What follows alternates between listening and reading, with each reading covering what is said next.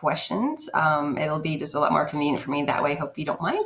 So you had said, care to tell your readers a little something about yourself. So I am a single mom to 4 boys. We live in Pennsylvania.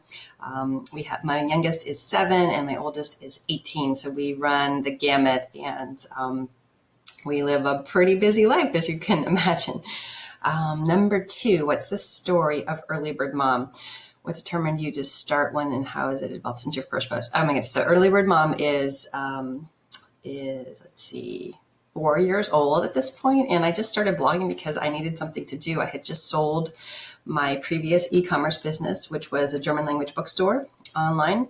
And I was needing something extra to do. I was homeschooling my kids at the time, and I just really loved writing and encouraging other women. And so that's why I started writing. And it's really evolved over time to be a place where I give encouragement and motivation, and I teach people how to declutter their homes. That's where I have focused, because that is the place that I have just seen the biggest impact, and that I can make a real difference for people. You said, what have you learned from blogging? What motivates you to keep it up and running? Well, I have learned that it is a lot of work. It's a lot of fun. It's amazing. I get to stay home with my kids. I can work when, in between, in the times that we have available. I don't have to go to a full-time job. What motivates me to keep it running is that I just hear from people about the impact that I'm making in their lives. And it is completely humbling and life-changing for me to hear what a difference that I'm making in their lives. They email me constantly. I'm getting emails from people. I have a Facebook group of 49,000 people. And they are changing their lives through the things that they learn from me. And that is, you just cannot match that. It is an amazing feeling. So that's why I keep going. How do I manage to stay organized throughout the day and make time for everything? Well, I don't make time for everything. I think that's probably the first one. And the fact that we have decluttered so much from our home means it's really, really easy to keep up. And there's still a lot of work with 4 kids and a dog and being a single mom. But that is a huge part of just getting through life. Life is easier when you have less stuff.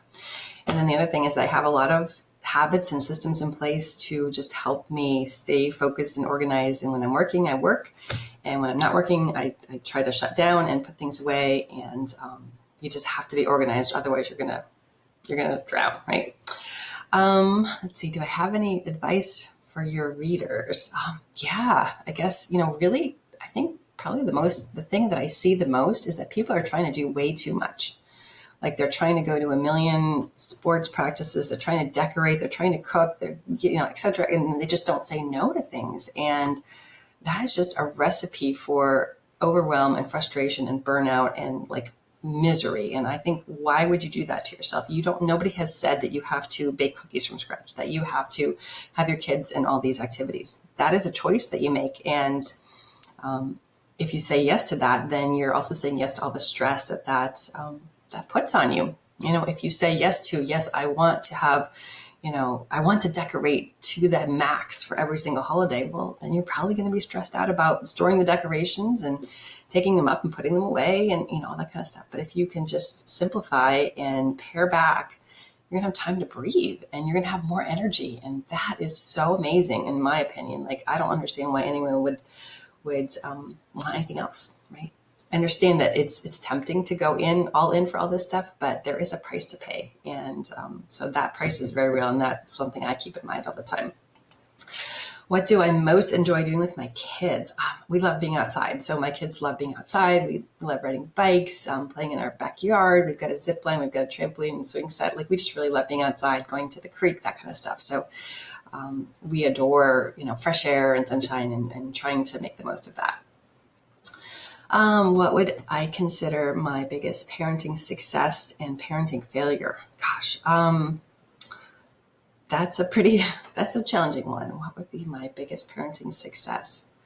I guess that my 18-year-old, so my oldest is in his freshman year of college, and he has managed to save up over $10,000, and he's about to buy himself a new to him car. And I'm just so proud of him. He has had a job for over a year, and he saved his money, and he's really, really disciplined with his money. And I'm just so proud of the fact that he is able to do that. He's got himself to work on time.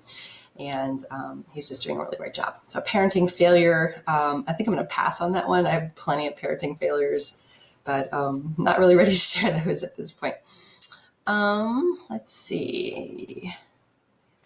What helps you decide not to post or not to post pictures of your children on social media? Okay, so I know some people are really, that's like a really big deal for them. It's not really that big of a deal for me. I really just want to respect my kids. And if they're okay with me sharing something, then I will share it.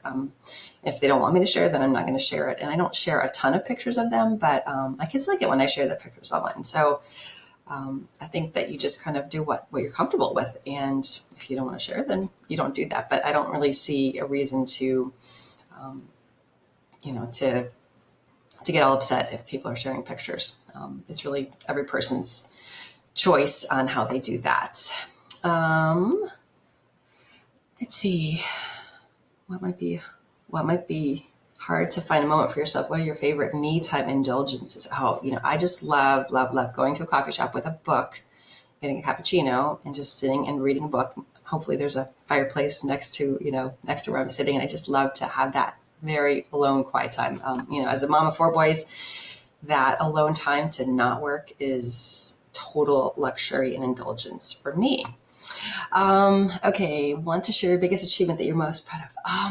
Gosh, there's so many. I mean, I'm so proud of just influencing the number of people that I have managed to collect, and they more come every day. But like I said, we have a Facebook group of 49,000 people. We have a thriving Facebook page that's even bigger.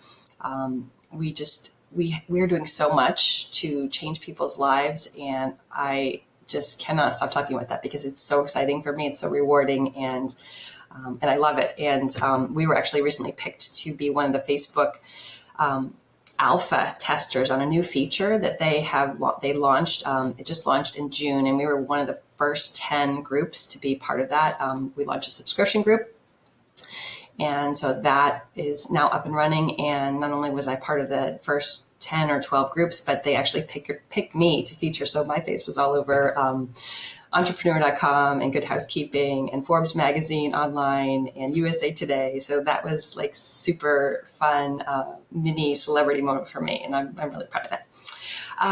To wrap things up, do you have any advice to offer your readers? I would say, slow down. Pick your priorities. You don't have to say yes to everything. It's okay to say no. And just believe in yourself, because if you don't, then who else is going to, right? I mean, you can do hard things.